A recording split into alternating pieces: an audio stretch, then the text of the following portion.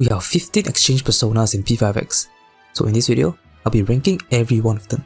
But before we begin, how do I rank them? Some will be ranked based on how versatile and good they are, while others will be ranked on how important they are for their best in slot DPS. So for example, if I rank Shiva, I need to answer the question, if I remove Shiva, how much worse will Haru become? And I'll be ranking all of them at the next overclock to make things fair. And so we can begin the tier list. So we have a lot of tiers here. I'll be giving each tier a unique name.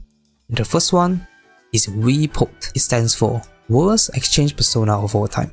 And that title goes to Lilith. Lilith is the worst persona or worst exchange persona of all time. So why does she suck? First of all, she's a DPS persona that doesn't really do anything for the team. Its main purpose is just to do damage. And her damage isn't even that impressive. Most like almighty characters, her gimmick is also something to do with doing alternate damage. So like Akechi and Twins, right, they do like different damage, different elements. So I need to do that to activate his extra or her extra damage buff or pierce whatever. And you know what's the saddest part? The saddest part was Lilith was used at some point in the game's lifespan, and more particularly with Sepia. And the reason why she's used with Sepia is because Sepia's DOT, the curse tax, is considered almighty. So this curse stuff is almighty, and you can run Lilith and Nex Machina to buff the DOT, to cheese some stages or just do some more damage. But unfortunately, it's another persona that's better to use compared to Lilith. So you literally have no reason to get this persona at all, other than maybe the Wonder Schema. So the next tier, I'm gonna call it I forgot that exists, to be honest. Literally, while I was doing research for this video, I came across these three personas that I completely forgot exist. One of them I didn't even realize is in the game, which is funny. And these three personas are Black Frost, the Chuchu Lane, something, I don't know, and Siegfried, or Siegfried, I'm so sorry guys. But yeah, these three personas, they are all event personas, but they are in the exchange shop, so I'll be ranking them. And I'm pretty sure most of you guys forgot about them, or didn't even know they are exchangeable, because I forgot as well. Black Frost especially, I didn't even know he's in the game. But yeah, all of these three personas have something in common. They are all DPS. Siegfried is a sweeper, these other two are assassins. I honestly don't really have much to say about them, because I never used them.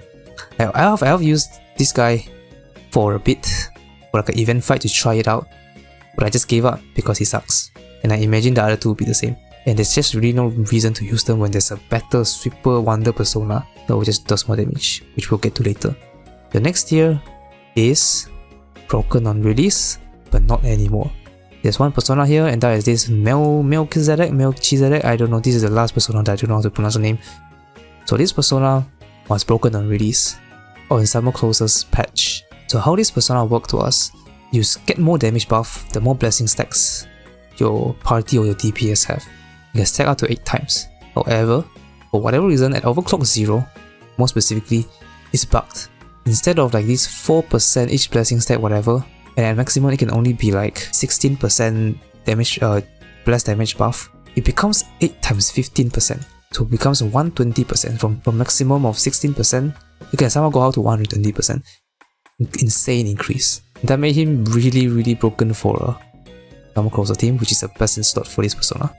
So why this persona is so low here is because this persona is super replaceable. You don't even need this persona for Summer Closer team, because you prefer Dionysus or Minion anyways, because they just buff more and they are more important. The next tier, we have not exactly best in slot. We have one persona here, and that is Chernobyl.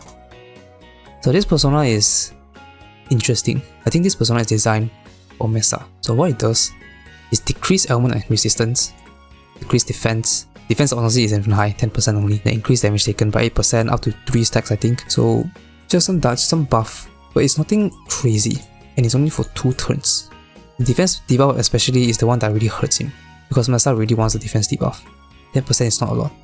Rakunda is like almost 40, but you probably want Rakunda instead of a signature skill. So the funny thing is that this persona doesn't exactly pair well with Mesa. However, this persona is pretty good for Ryuji, for one reason. Because with a Ryuji team, you want Ryuji to highlight, or any person to highlight on the first action of second turn. And to do that, you need to use 2 physical moves on the first turn. Typically one is maybe from Soy skill 2, which is physical. The second one is probably from this skill, which is a physical hit. So that's 2 physical hits, which can force an earlier highlight. So it's kind of funny. I think this persona is designed for Mesa, but it works better for Yuji. The next tier, we have Dear-Eyed. 2 personas here. First one is King Frost. So King Frost is mostly a sustained persona, and he is supposed to be best in slot for Fox team, but you don't really use him with Fox because again there's another persona that's better than this, and with Fox team you usually want to buff crit stuff, crit damage, crit rate damage, which this persona doesn't really do. It buffs defense, which is nice but not the most important, but it is very good with sustain because it gives you a lot of shield. The next persona I put here is Yoshitsune. Definitely the best Wonder DPS persona, carrying the tradition from the main games. Yoshitsune is really decent. I actually do use him for Astrolab. Sometimes there's like a Wonder damage, Wonder DPS node, right? I usually just run Yoshitsune there because I just want to play with something else, right? If you play the main game, you are very familiar with this. The skill that hits 8 times, and the reason why he's so strong is because of crit damage and max stacks, which you get from the signature skill, because it's a 60% chance or something like that. You get each stack, and max stacks you get crit rate. So that's very nice. So his damage is not bad. The next tier, useful and clutch. Just now I talked about Lilith being power crab, King Frost also being power crab, and these 2 personas are power crab by the same persona. That is Sandalphon. Sandalphon is just straight up better than them. Very useful persona that I use also quite often. So starting from this tier above are all personas that I use pretty often, so they are rather good. Sandalphon is just a good general persona. Its main thing is the sustain. And the best part is that this persona has a passive that increases shielded allies defense. So you get free defense buff, and this persona is definitely more useful for Fox because you don't actually need to manually use a skill to give shield, because Fox can give shield himself. If you run Cherry can give shield, and if you have shield, you just get the free defense buff here. And Sandalphon doesn't even need to click a skill, so that's very nice bonus. And even if you do click a skill, the shield here is pretty good. It's a good shield, and unlike a lot of the other sustained personas, this persona actually increased the damage, so that's pretty good. So on top of sustain, you also buff some damage, buff some defense. That's why it's very useful. The next tier we have almost good but lack something. So this tier goes to Nian, the free event persona, which is definitely the best event persona so far. This persona is pretty good. So it's lacking something. Well, that something is something that pay to win players have. But for the sake of this video, we are not going to talk about that because 98% of you guys are broke, myself included. And that is an AoE skill, AoE debuffing skill, Sonic Interference. This skill is good because it activates the overclock. So how it works is you use an AoE debuffing move, like even Marakunda. You use it, then after you use a fire skill, typically with a fire DPS or something like that, or a howler or whatever, you will increase damage taken by 12%. And it's for 3 turns as well. And it synergizes well with Marakunda and the pay to win skill because it's also 3 turns. That's why I name it Lack Something, because at the time of this video, Marakunda isn't out yet. Once it's out, I think it's actually a good idea to give Marakunda to this persona, and it's gonna really boost out your fire teams. And the reason why I place this high is because it can do something else other than AoE debuff, I guess, though we cannot do that yet. But other than AoE debuff, we can also do a single target debuff with Rakunda, because this passive works for, like, as long as you do fire hits after you use a debuffing skill, you can get this passive, this 12%. And you can get it by using a Rakunda, then you use a fire ice skill from the twins, and this will activate this. So he is also useful for single target debuff. And he also has a very interesting signature, which I have used before for Devour a Dreams Guild boss because of how the debuff turn works, but you can increase the DOT taken 2 turns. So that's something unique, though you don't really use it much. We are now on the second highest tier, and this tier is called the DPS Loves Them. There's going to be 3 personas here. Let's talk about it one by one. The first one is going to be Shiva. So Shiva is best installed for a Haru team. It's very useful because he can debuff defense and increase the crit rate for side characters or side attacks. And you don't really need to do much to activate this because you get a free stack every turn. So you use it on turns 3 and 6, which is also the turn where you use Harugan. And just use the signature to just apply all of this. Very simple. There's going to be 3 personas here, however, I will put Shiva the lowest among the 3. The reason is because he is the most replaceable, he's the most skippable. It's actually possible to use Haru without Shiva. The reason is because defense debuff and crit rate, these are things that you can do already. You can replace the defense debuff with Vishnu, who can debuff also 45%. You can also replace the crit rate with Dionysus, and they last for more turns. This one is only for one turn. And for higher awareness Haru, you have access to more crit rate, which means that this third thing becomes useless. You might as well use like Dionysus, Vishnu, Cert, or even Yolanga for crit damage. So he is actually the most capable. The second persona on this tier is Bishamonten. Bishamonten is the best in slot for a Queen team. So the very nice thing about him is that when you use Rakunda, you will also activate the Overclock, which is 10% damage taken for 3 stacks, depending on the number of elements. So that's 30% debuff with Rakunda on top of defense debuff. You can also have the signature skill, which actually does respectable damage to a nuclear weak opponent. It also increases the attack of allies by 20% for 2 turns. Generally a pretty solid persona for a Queen team. He is somewhat replaceable, but if you use a Queen team, you need defense debuff anyways.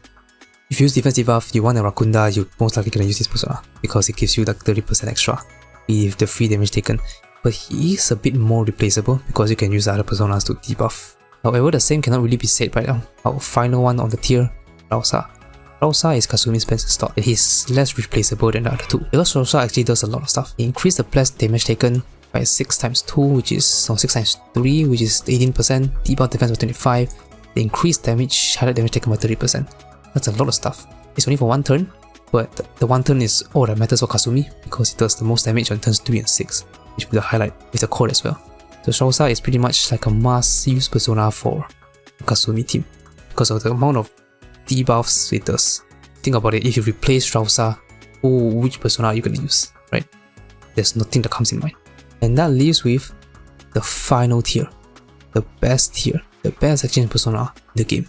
The worst persona is called Weepot. The best persona is called Geepot or Geepot, I don't know. Greatest exchange persona of all time. We have 2 left. The first one is Throne. You might think that Throne is like a best in stock for Fire team and it's only used for Fire team. No, not at all. This is a generally good persona. So before I even begin, I recommend to just get to Overclock 2. Just 2. Because when you go 2 to 3, the only difference is the burn chance, which is not really useful. So stop at 2 is good enough for all the damage buff. But anyways, the way Throne works is that it gains Holy Flame stackers at the start, 8 of them. And you need at least 4 to activate like a damage increase. So it's 1.5 per stack. So at a maximum of 10 stacks, 15% damage increase. And all you need to do is use a buffing or self-targeting skill. Something like Tarukaja, Rebellion, or even Medea can activate this, which is why it's very useful.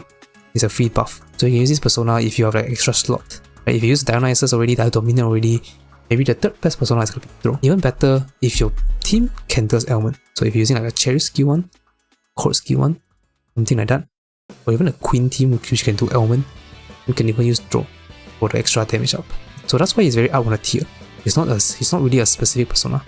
He can be specific, but he's also a very general use persona. And speaking of specific, this is like a best in slot persona for Fire Wind team, or more specifically Matoi or low awareness Wind team. I say low awareness Wind team because Wind A2 I believe gets like a free burn. Yeah, it gets like burn every 2 turns or something like that. So you don't really need burn anymore for Throne. But low awareness Wind team with Matoi, you need Throne for the burn, for Matoi to spread the burn to scout. And it even has a signature move, Purifying Flames, which is basically like a Matarukaja, and it stacks with Matarukaja as well, but you don't really use that typically unless you're running a double DPS team, because you usually just run like Rebellion or something like that, or more for crit rate for activating the damage up. The only downside is requiring elements to activate. You need at least 4 hits of elements. And finally, being a strategist persona has the benefit of the buff highlight, which not a lot of persona have actually. And when you look at the list, literally no one else is a buffing persona. Everybody is like a DPS or debuffing persona. And buff highlight persona is usually the best one because it buffs the most damage. So that's an extra point for Throne. And that leaves the final persona. And I'm sure you already know, it's going to be Vishnu. Vishnu I think might be the best persona, or at least the best exchange persona in the game. I think I'll put it in front. He is very useful. I use him very often. I think I'll use him the most often out of all of these, because defense debuff is very useful. He can debuff both single target and AoE. You can use this one, signature skill, which debuffs 1, or you can use the Magarutine, which can AoE debuff. Of course, there's RNG involved. It can give you the accuracy boost, wind sweep boost, element, ambient 8 for more chance. But the debuff amount is high. 48%. I think that might be the highest Wonder can debuff with a single skill. And then the best in slot for him is going to be a Wind team, more specifically for skill Mont, because being a Wind means that you can activate stacks for Mont, and also when you use the signature skill on a Wind Sword opponent, you get a 27 wind damage taken increase. And he also does decent damage. I mean, he has access to crit rate similar to Bishan Mountain, so he does decent damage, especially to wind weak opponents. Overall, a very strong persona, and I definitely recommend overclocking like this top 3 tier. I mean, Nian is already free overclock. I hope you already max him out because it's very good. Everything else I do recommend getting to max. Okay, except for maybe Throne, and maybe except for Bishan Mountain. Because Bishan Mountain, you already get a max at overclock 1 because it goes from 8 to 10%. 2 and 3 is just like some sort of AoE effect, which right now we don't have any nuclear AoE DPS. We only have Queen. So this extra effect AoE is not really useful. So only Throne and Bishan Mountain don't max overclock. Just make sure you check the numbers first. Everything else, max overclock, sure. They're worth it. So this is my tier list of all the exchange persona so far. Feel free to let me know what you think, which one you agree, which one you disagree, or who would you put as the worst or best exchange persona in the game. Feel free to let me know, and thanks for watching.